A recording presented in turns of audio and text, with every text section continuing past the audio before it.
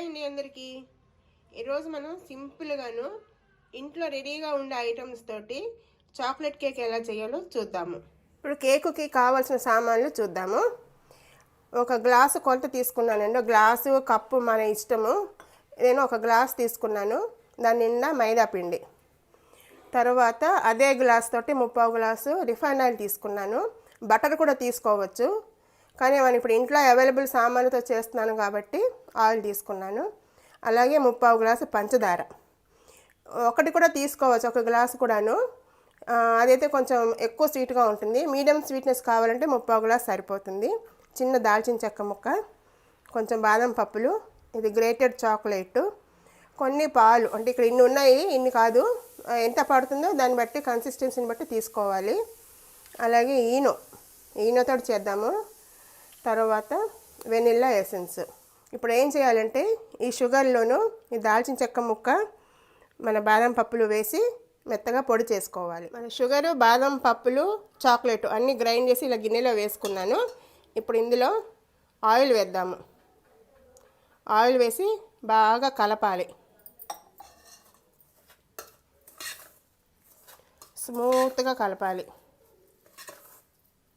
సరే కదా, బాగా స్మూత్గా అయ్యే వరకు కలపాలి.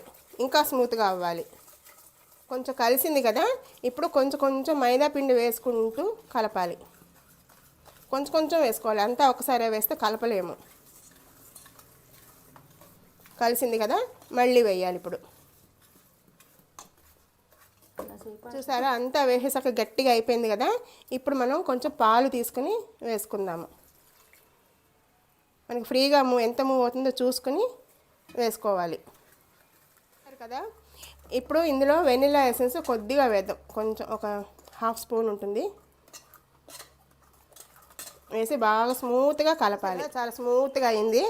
ఇప్పుడు ఇందులో కొన్ని పప్పులు కానీ, టూటీ ఫ్రూటీ కానీ, డ్రై ఫ్రూట్స్ ఏదైనా వేసుకోవచ్చు. నా దగ్గర ఇవి ఉన్నాయి, వాటర్ మెలన్ సీడ్స్, ఇది వేస్తున్నాను. అలాగే ఈనో ప్యాకెట్ ఒకటి వేసేస్తున్నాను. ఈనో వేసిన తర్వాత ఎక్కువసేపు కలపకూడదు, జస్ట్ మెల్లగా కలపాలి.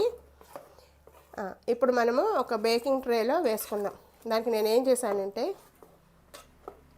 ఒక బేసన్లోను గ్రీస్ చేసి పైన మైదా పిండి చల్లాను. ఇందులో ఇదంతా పోసేద్దాం.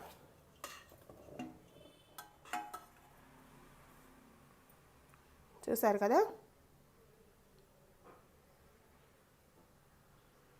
గుర్తుపెట్టుకోండి, ఈనో వేసిన తర్వాత ఈనో కానీ, బేకింగ్ సోడా పౌడరు ఏదైనా వేసాక ఎక్కువసేపు కలవకూడదు. దీన్ని ఇప్పుడు మనం కుక్కర్లో చేస్తున్నాం. ఓవెన్ లేని వాళ్ళకి కుక్కర్లోనో విడిగా చూపించాలి కదా, అందుకోసం నేను కుక్కర్లో చూపిస్తున్నాను. దాన్ని ప్రీహీట్ చేయాలి, చూపిస్తాను. పాత ప్రెషర్ ప్యాన్ పెట్టుకున్నానండి, ప్రీహీట్. నేను ఈ కేకులు, బిస్కెట్ల కోసమే పెట్టుకుంటాను. ఇది కొత్తది పెడితే మాత్రం పాడైపోతుందండి. కొత్తది ఒకవేళ పెట్టుకున్నా, మనం రోజు కొత్తదంటే రోజు వాడుకునేది పెట్టినా కూడా గ్యాస్కెట్ మాత్రం తీసేయాలి. గ్యాస్కెట్ పెట్టామంటే అది లూజ్ అయిపోయి పాడైపోతుంది.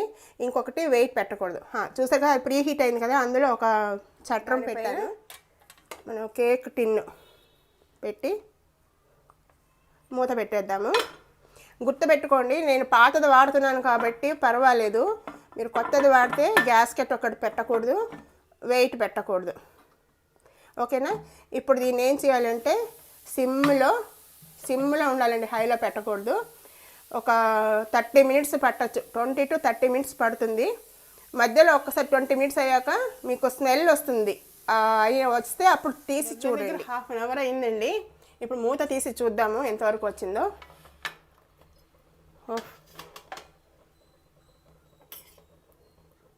ఇది ఇంకా అవ్వాలి, చూద్దాం. గుచ్చి ఇంకో తడి వచ్చింది కదా, సో ఇంకా టైం పడుతుంది. ఇంకో 10 నిమిషాలు ఉంచుదాము. ఒక 10 నిమిషాలు మళ్ళీ అయ్యిందండి. మళ్ళీ ఒకసారి చూద్దాము.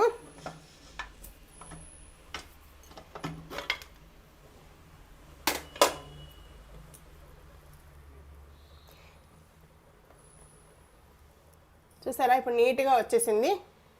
ఇప్పుడు మనం స్టవ్ కట్టేద్దాము. ఇంకొకటి అండి, మన పిండి ఇందులో పోసినప్పుడు సగానికి పోయాలి, నిండా పోయకూడదు. స్టవ్ కట్టేద్దాం, అయిపోయింది. ఇప్పుడు మన కేక్ ఆరిపోయింది. దీన్ని ఇప్పుడు ఏం చేద్దామంటే ఇలా చాకుతోటి ఇలా సైడ్స్ని ఇలా కానీ ఒక ప్లేట్లో బౌలిద్దాము. బౌలిస్తే విడిపోయి వచ్చేస్తుంది. ట్యాప్ చేస్తే వచ్చేసింది. దీన్ని ఇప్పుడు మళ్ళీ ఇలా జాగ్రత్తగా తిప్పుకుందాము. చూసారు కదా, దీన్ని మనం ముక్కల కింద కట్ చేసుకోవచ్చు. సో మన కేక్ రెడీ అయిపోయింది.